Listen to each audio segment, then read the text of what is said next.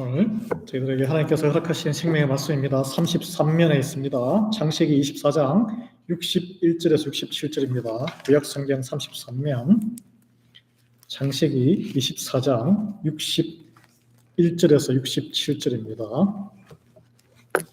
33면 짧은 관계로 우리 같이 또박또박 한 목소리로 합독하겠습니다. 리브가가 일어나 여자 종들과 함께 낙타를 타고 그 사람을 따라가니 그 종이 리브가를 데리고 가니라. 그때에 이삭이 보엘라 헤로이에서 왔으니 그가 네게브 지역에 거주하였습니다. 이삭이 저물 때에 들에 나가 묵상하다가 눈을 들어 보매 낙타들이 오는지라. 리브가가 눈을 들어 이삭을 바라보고 낙타에서 내려 종에게 말하되 들에서 배회하다가 우리에게로 마주 오는 자가 누구냐? 종이 이르되 이는 내 주인이니이다. 리브가가 너울을 가지고 자기의 얼굴을 가리더라. 종이 그 행한 일을 다 이삭에게 아뢰매 이삭이 리브가를 인도하여 그의 어머니 사라의 장막으로 들이고 그를 맞이하여 아내로 삼고 사랑하였으니 이삭이 그의 어머니를 장례한 후에 위로를 얻었더라. 아멘.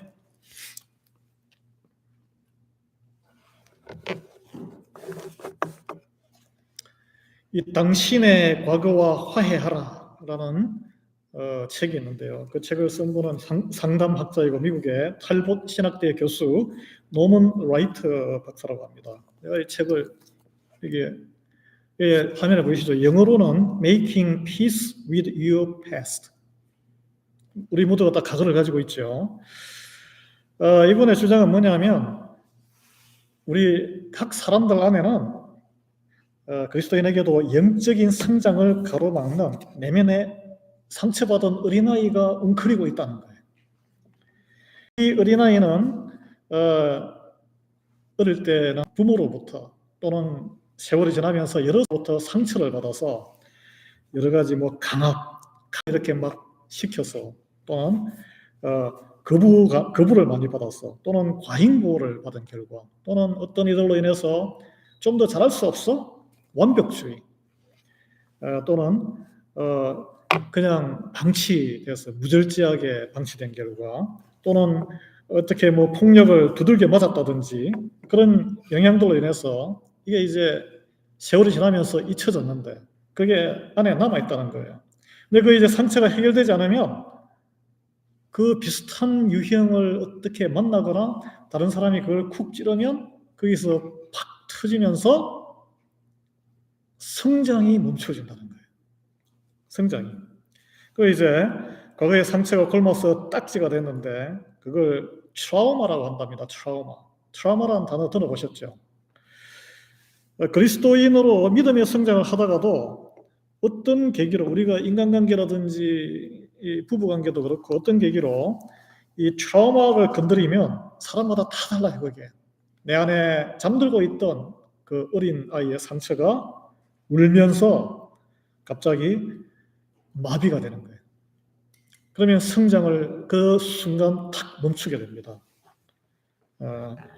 그래서 몸을 웅크리고 도돌이표처럼 음악에 도돌이표는 돌아가는 거잖아요. 신앙생활에서도 주춤하거나 후퇴하는 모습을 보이게 되는 거예요. 여러분 신앙에 열심을 내다가 어느 날 갑자기 세상 말로 잠수함을 타듯이 샥 없어지는 경우는 어떤 그분에게 우리가 알 수 없는 상처를 건드렸다는 거예요.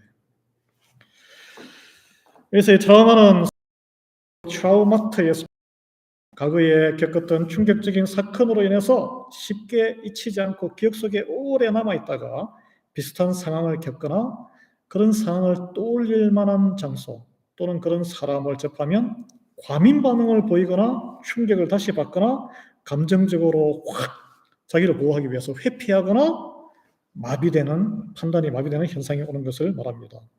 대부분의 사람들이 크고 작은 트라우마에서 자유롭지 않은 인생길을 걸어갑니다. 요즘 한국에서는 그래서 전문 정신의사분들이 TV에 나와서 상담을 하는 그런 게 많이 인기가 있다 그래요.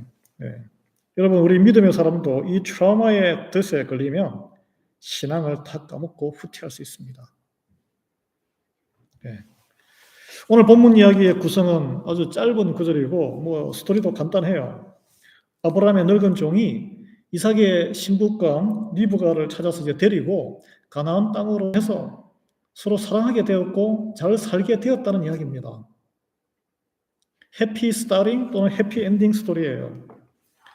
서로 전혀 모르는 남녀가 만나서 결혼했고 심지어 사랑하며 살게 되었다는 해피 엔딩. 이 밋밋하고 짧은 스토리 안에 간단치 않은 이야기들이 숨어 있습니다. 하나님의 인도하심과 축복이 있어요. 믿음의 사람의 연단이 있습니다. 예. 여러분, 인물 가운데 트라우마가 쓸 사람 첫 번째 인물이 이삭이에요. 이삭. 그런데 이삭이 많은 트라우마를 제가 소개하겠지만 상처를 가지고 있음에도 불구하고 성격, 리브가와 이삭의 성격은 완전히 정반대예요. 여러분, 완전히 정반대의 사람이 만나면 처음에는 호감을 가지지만 살다 보면은 힘들어집니다. 상처가 계속 탁탁 부딪히기 때문에 힘들어져요. 그걸 해결하지 않으면 평강이 없어요. 여러분 다 경험하셨죠? 이삭이는 내성적이고 수동적인 것으로 평가되는 반면 리브가는 굉장히 외향적이고 적극적인 여성이었어요. 먼저 리브가를 볼까요? 당시는 여러분 남성 위주의 가부장적인 사회였습니다. 근데 활발하고 행동적이고 적극적인 성격이었어요. 민첩하기도 했어요. 기억해 볼까요? 우물가에서 그 늙은 종이 나에게 물 한 모금만 달라 그러니까 어떻게 했어요? 역제안을 합니다. 아이고 10마리 낙타가 목말라 있는 것 같으니까 내가 더 물을 떠서 당신의 낙타에게도 물을 다 주리다. 굉장히 적극적인 행동을 액션을 하는 행동가였습니다. 또 혼인성사 과정에서도 아버지와 오빠들이 좀 더 며칠 동안 준비를 하고 쉬었다가 가자 하니까 이 리브가가 아닙니다. 괜찮습니다. 바로 하나님의 뜻대로 따라가겠습니다. 라고 했지 않습니까? 자신의 의견을 피력했고 그 주장을 관철시켰어요. 이 구김살없이 자라고 독립적인 사고와 판단을 할 수 있는 대찬 젊은 여성이었다는 거죠. 네, 오늘 본문에서도 리브가의 태도를 보십시오. 상대방을 사람들의 그 상황을 잘 살피고 눈치도 빠르고 민첩하게 행동을 하고 있습니다. 멀리서 한 남자를 봤는데 이삭인지 아닌지도 모르죠. 그런데 보자마자 누구인지도 모르는 상태에서 낙타를 타고 왔는데 빨리 내렸어요. 그것은 이제 앞으로 시댁이 되는 이 동네에서 자기 여자의 평판을 나쁘지 않게 하기 위해서 낯선 이에게 예의를 차린 것입니다. 예의를 차린 거예요. 그리고 종이 설명을 하기 전에 먼저 물어봐요. 저 멀리서 배회하다가 이렇게 산책하다가 이쪽으로 오고 있는 사람이 누구인가는 면사포로 얼굴을 가렸습니다. 자기 신랑감인 줄 알았기 때문에 얼굴을 보이면 안 되거든요. 예. 반면에 리브가와 이삭은 정반대의 성격을 가진 사람이에요. 조용하고 미온적인 성격, 과잉보호를 받고 자란 아주 귀하고 귀한 외아들. 자, 아버지가 얼마나 가부장적이고 주도적인 아브라함이었습니까? 이삭에는 발언권이 없었어요. 이 성경 읽어보시면 부모 밑에 있을 때 이삭이가 발언한 것은 딱 하나밖에 나오지 않습니다. 번제에 드릴 양은 어디에 있습니까, 아버지? 그거밖에 없어요.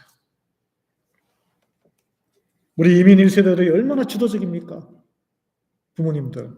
우리 자녀 세대 1.5세, 2세대는 그걸 뼈저리게 느낍니다. 어떤 분들은 막 그게 싫어가지고 교회를 막 다 떠나고 한이 되어 있어요. 대부분 그래요, 2세들이.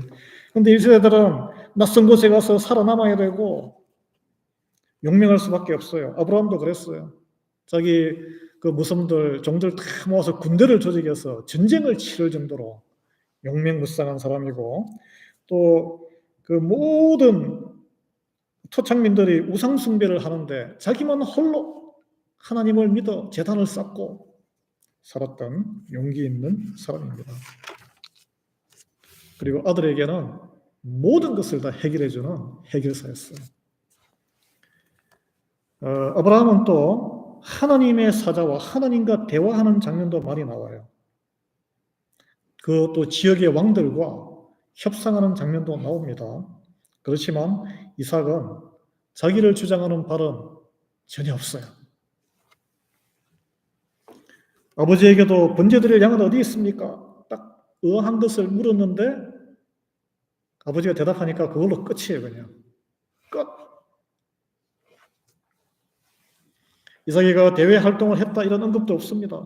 그저 묵묵히 자기 주어진 일을 열심히 하는, 농사를 열심히 짓고 우물을 열심히 파고 이런 모습만 성경에 나와 있습니다.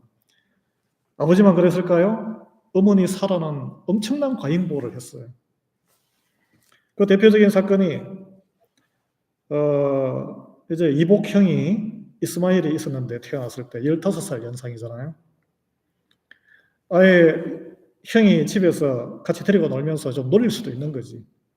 근데 딱 보고 아이 저것이 내 귀한 아들을 놀려 조롱해 그 여종 하가라고 그 이스마엘을 집에서 쫓아내버리잖아요, 엄마가. 그래서 이삭의 성장 과정에서 자기 주도적으로 사건을 벌인 것은 하나도 없어요. 수동적이고 주는 대로 내성적인 성격이 강요된 경우라고 할 수 있습니다. 그 안에 이런 트라우마가 있을 수 있는 거예요.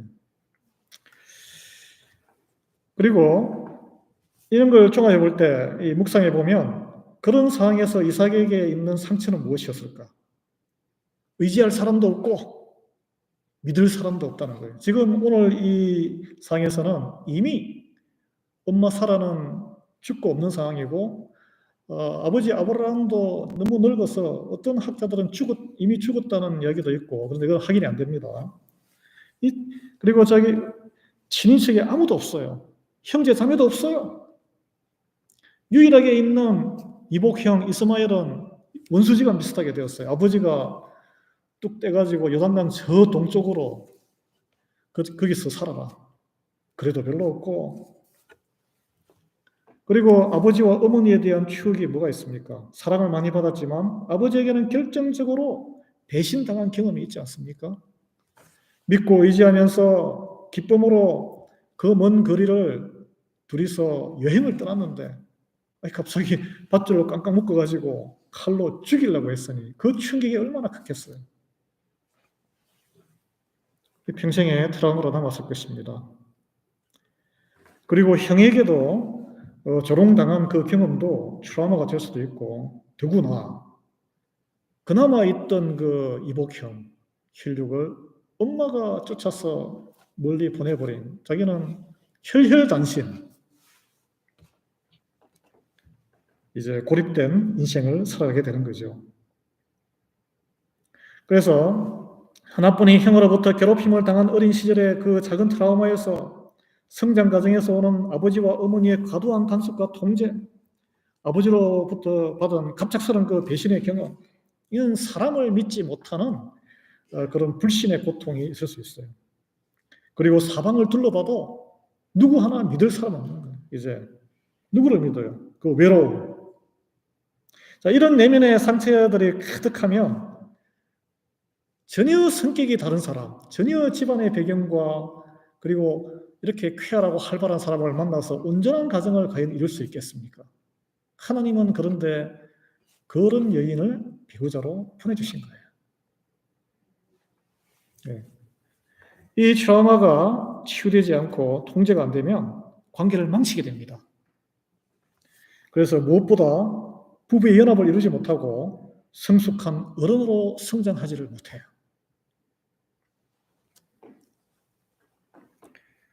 이런 상황에서 이삭은 신부감 리브가를 만나게 되는데 이제 본문으로 되돌아가서 보면 이제 리브가가 여자 종들과 함께 낙타를 타고 아브라함의 종을 따라서 시댁이 되는 그 가나안 땅으로 오죠.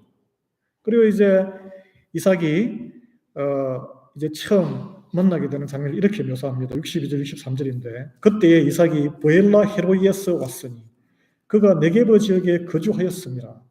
이삭이 저물 때에 들에 나가 묵상하다가 눈을 들어보매 낙타들이 오는지라. 이게 만난 지역이 아브라함과 사라가 정착해서 살았던 그 헤브론, 예루살렘에서 한 10여 마일 남쪽이거든요. 거기에서 만난 건지, 아니면 여기에 나오는 베엘라 헤로이라는 이 네게브는 그 밑에 남쪽 광야인데 80마일이 더 떨어진 곳입니다. 거기서 만난지는 명확하지 않지만 성경에 이렇게 지명이 나온다는 것은 의미가 있기 때문에 밝힌 거예요. 의미가 있기 때문에. 이 베엘라 헤로이라는 뜻은 나를 살피시는 살아계신 하나님이라는 뜻입니다. 여기는 이삭이 위에 어머니 사라와 이스마엘의 그 엄마인 사라의 여종 하갈과의 그런 뼈아픈 그런 사연이 있는 곳이에요. 이삭이 태어나기 전에 이제 하나님의 약속을 못 믿고 사라가 기다리다 아들 안 주니까 내 여종을 통해서라도 남편의 씨를 받아서 내가 입양을 해야 되겠다. 그래서 이집트에서 온 애굽의 그 출신 종 하갈이 임신을 하게 되지 않습니까? 임신을 했는데 임신하니까 자기 주인은 애가 없고 자기가 애 있으니까 이제 교만해져서 이제 우습게 보고 사라를 그렇게 하니까 사라가 화가 났죠. 그래서 그러니까 아브라함에게 불평하니까 아브라함이 네가 알아서 처리해라. 네 종이지 않느냐. 그랬더니 그냥 임신한 여자를 쫓아냈어요. 하갈을 어디 갑니까? 그 당시에는 그 없으면 보호를 받지 않으면 죽으니까. 그런데 고향으로 애굽으로 이렇게 낙타를 타든지 걸어서 가는데 한 80마일 하루 종일 이렇게 갔겠죠.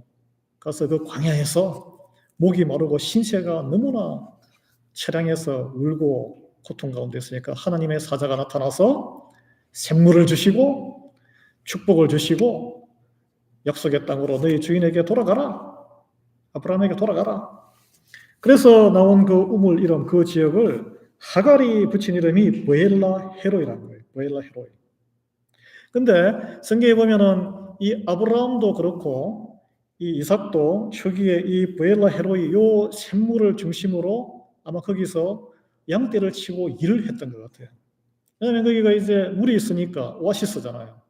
여기는 아버지에게 물려받은 일터 현장이었습니다. 일터, 이삭이 일터예요. 여러분, 그러나 그 일터, 이삭이 갈 때마다 그 자기 어머니와 그 하갈과 그리고 자기의 이복형 이스마엘에 얽힌 그 갈등, 그런 걸 생각하지 않겠어요? 생각을 하겠죠. 그 트라우마. 그리고 또 자기 때문에 집에서 쫓겨나간 이스마엘 형, 집안에 있었던 그런 분란, 그런 게 주마등처럼 생각이 날 거예요. 여러분, 그런 상처를 보고 눈에 탁 보면은 그게 탁 치잖아요, 이게.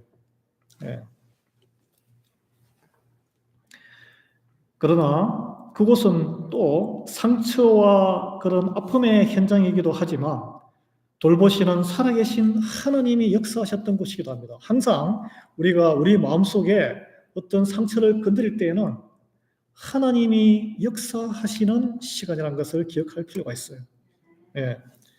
그래서 오늘 여기 또 보면은 이삭이 이제 핵심은 이삭이 리브가를 만나는 그 시간에 해질 무렵에 이삭이 한 행동이 중요합니다. 이삭이 들에 나가서 묵상을 했다 그래요. 그런데 여러분, 이 묵상을 했다는 이 단어가 여기만 나오는 단어입니다. 의미가 불분명해요. 그러나 많은 학자들은 하나님을 묵상하며 기도했다라고 해석하고 있습니다. 여러분, 여기는 베엘라 헤로이라는 그 집안의 그 역사가 담긴 그곳에서 북쪽으로 올라온 어느 지역인지는 몰라요. 그렇지만 해질 무렵에 이삭이 묵상을 했다는 것은 뭐 그냥 심심하니까 오늘만 이렇게 묵상한 그런 건 아니에요. 습관이에요, 습관.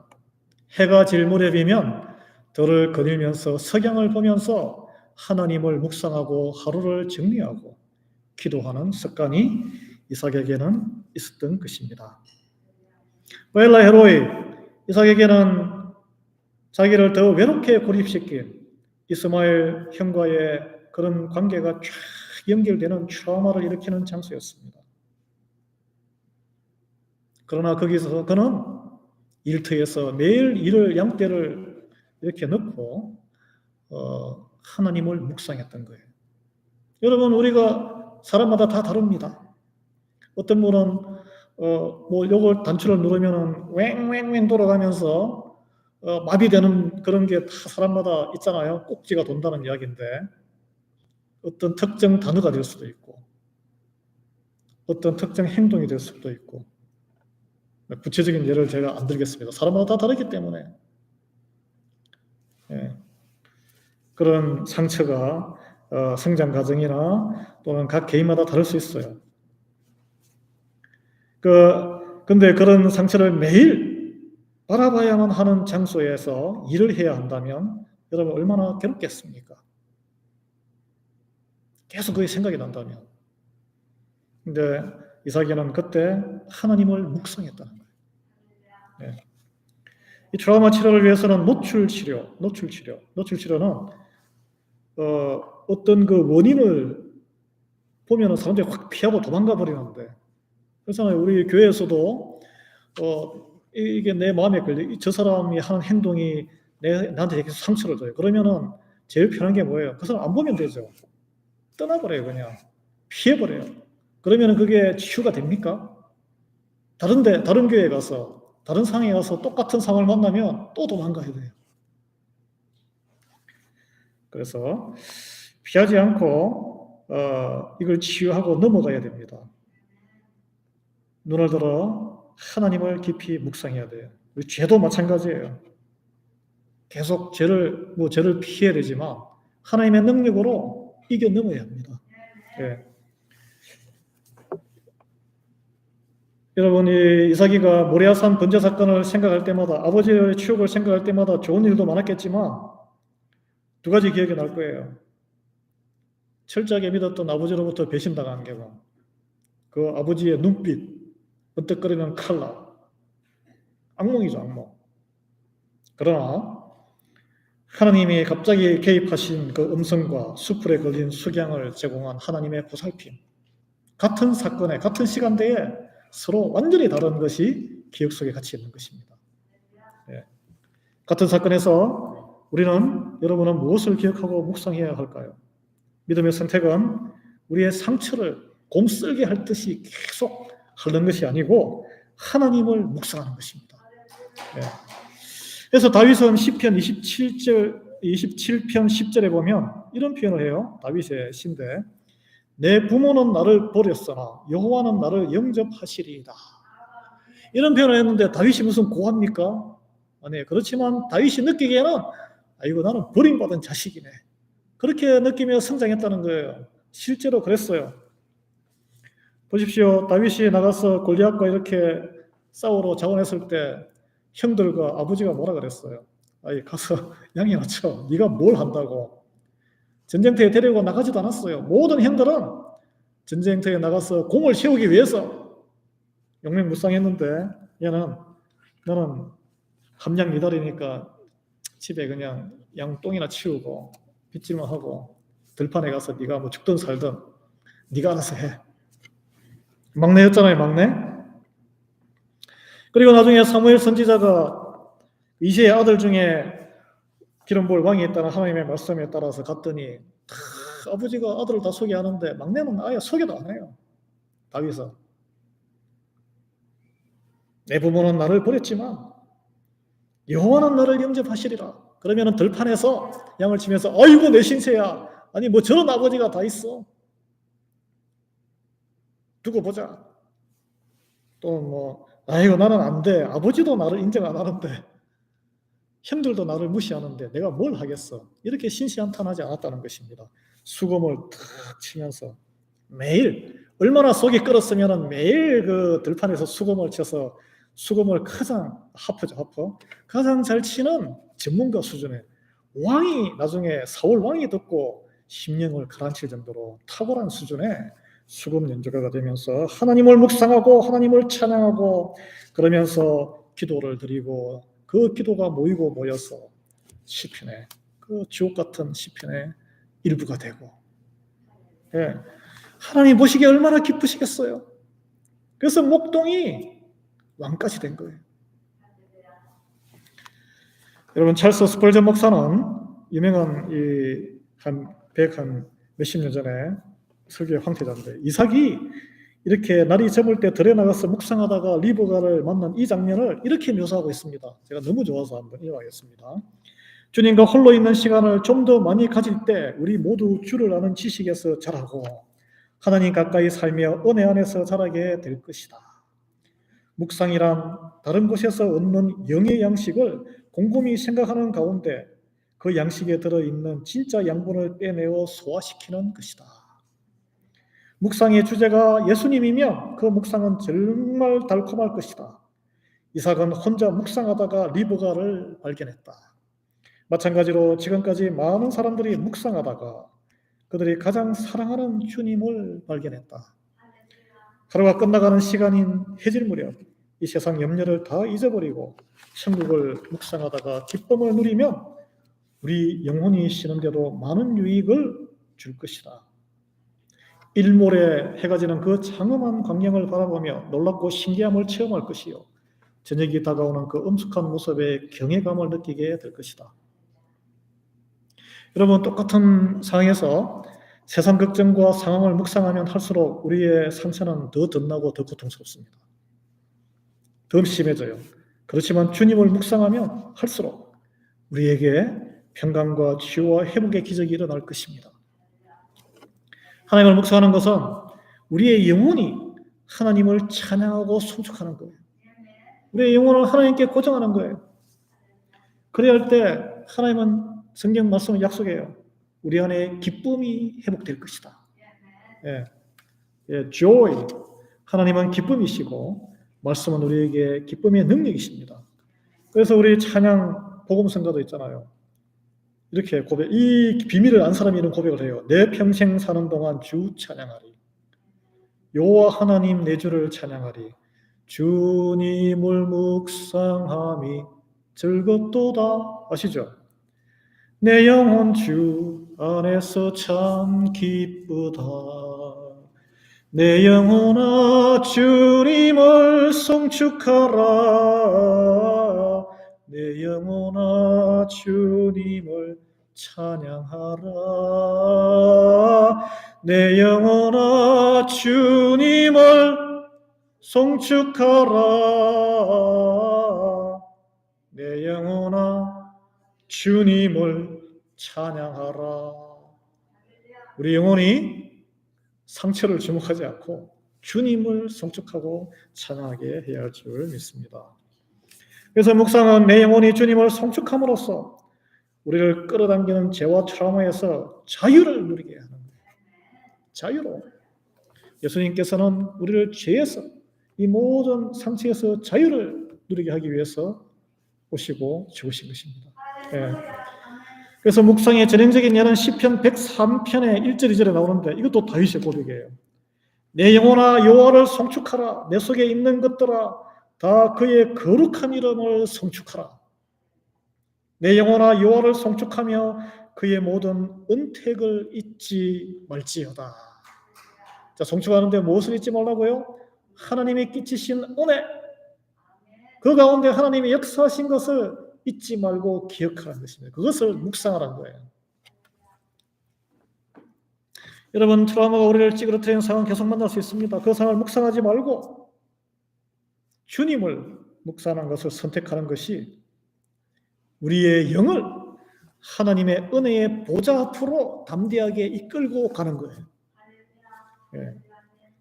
그러면 우리의 영이 은혜의 보좌 앞에 나아가면 때를 따라 돕는 하나님이 우리에게 가장 좋으신 것으로 우리에게 은혜를 베풀어 주실 줄 믿으시기 바랍니다.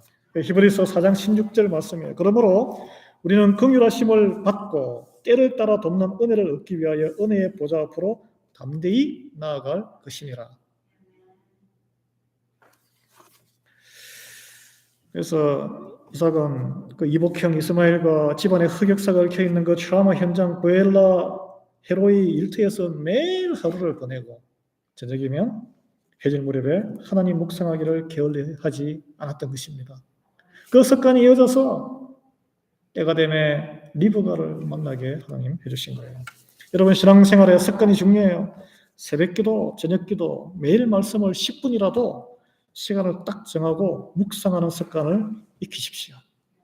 그러면 내가 통제할 수 없는 나의 과거, 나를 막 뒤흔들, 이건 연세에 상관없어요. 예. 주변에 여러 사람을 피곤하게 합니다. 예. 그 트라우마로 허물어지는 것을 우리를 주님이 탁 지켜주실 거예요. 예. 하나님의 능력이 트라우마의 현장을 만날 때 그 걸림돌을 점핑하여 뛰어넘는 믿음의 장성한 사람으로 이루어질 줄 믿으시기 바랍니다. 예. 리브가가 이삭의 이런 첫 만남은 인상이 어땠을까요? 뭐 외모를 받겠습니까? 뭐 재산을 받겠습니까? 아, 하나님을 경외하며 하나님과 동행하는 사람이구나. 리스펙트, 존경심이 탁 나오는 거죠. 그래서 이삭을 만난 종이 이제 그동안의 일을 보고를 드리잖아요. 오늘 본문에 보면 보고를 드리는데 66절과 67절입니다. 종이 그 행한 일을 다 이삭에게 아뢰매 이삭이 리브가를 인도하여 그의 어머니 사라의 장막으로 드리고 그를 맞이하여 아내를 삼고 사랑하였으니 이삭이 그의 어머니를 장례한 후에 위로를 얻었더라. 너무 이게 순탄하게 한 문장으로 끝나버려요. 간단치 않은 과정인데 하나님의 계획과 뜻이 이루어지는 가운데 낯선 여인을 부인으로 맞이하는데 아무런 질문도 없어요. 아무런 거리낌도 없고 아무런 망설임도 없이 일사천리로 진행하는 이삭의 모습을 볼 수 있습니다. 그 이삭을 성경에서는 순종의 대명사, 순종. 네. 하나님에게 절대 순종하는 이 이삭의 모습, 말이 없어요, 말이. 하나님 아버지의 뜻에 십자가에서 죽기까지 순종하신 예수 그리스도의 미리 보는 모습, 그걸 예표라 그러죠. 그 모습이라 그래요. 이삭이 아무런 잡음 없이 죄만 가운데 절대 순종하는 이 능력, 이렇게 트라우마가 많고 상처가 많고 부모로부터 팍 해서 성장한 사람, 어디에서 나올까요? 하나님과 교제하는 묵상의 습관에서 나오는 것입니다, 여러분. 네. 묵상의 능력이고 하나님의 능력이 들어가 있는 거예요. 예수님께서도 여러분 습관에 따라서 매일 새벽에 기도를 하나님께 드리고 예수님이 또 모든 하나님의 말씀에 능했어요. 많이 묵상을 하시면서 성장하신 것이죠. 하나님 아버지의 뜻을 묻고 교제하셨습니다. 여러분 이제 말씀을 마무리하겠습니다. 이삭은 살아온 배경이 완전히 다르고 성격도 달랐어요. 그렇지만 본인은 성장 과정에 온갖 트라우마를 지니고 있었어요. 그렇지만 하나님을 묵상하면서 하나님과 교제하면서 이 모든 것을 이겨내고 믿음의 성숙한 어른으로 성장할 수 있었습니다. 하나님이 준비해 주신 배우자, 아내로 삼아 아무런 마찰 없이 사랑하게 되고 하나님께서 사랑을 주시고 그리고 어머니를 잃어버린 그 여러 아쉬움과 외로움, 위로를 얻게 되었다라고 오늘 표현하고 있습니다. 주님을 묵상하는 이에게 하나님은 모든 것을 준비하시는 줄 믿으시기 바랍니다. 주님을 묵상하는 것이 우리에게 길이자 능력이에요. 네. 우리가 사랑할 수 있는 사람들을 붙여주시고 그를 통해서 또 위로하시는 하나님이신 줄 믿으시기 바랍니다. 죄를 용서하시고 은혜를 베푸시고 조건 없이 무한한 사랑을 베푸시는 주님을 묵상하십시오. 예. 주님을 깊게 교제할 때 치유되지 못할 우리의 상처는 없습니다. 예. 치유되지 못할 거 없어요. 오직 믿음으로 예수님을 깊이 묵상해서 그리스도 안에서 하나님의 풍성한 은혜 그리고 모든 우리의 죄와 트라우마의 그 질곡에서 다람쥐 쳇바퀴에서 벗어나서 자유함을 누리는 복을 누리시기를 바랍니다. 기도하겠습니다. 하나님, 우리에게 좋든 싫든 지나 살아온 모든 세월 가운데 여기저기 상처투성입니다. 여기 건드리면 저기가 폭발하고 그래서 관계 가운데 어려울 때가 정말 많음을 고백합니다.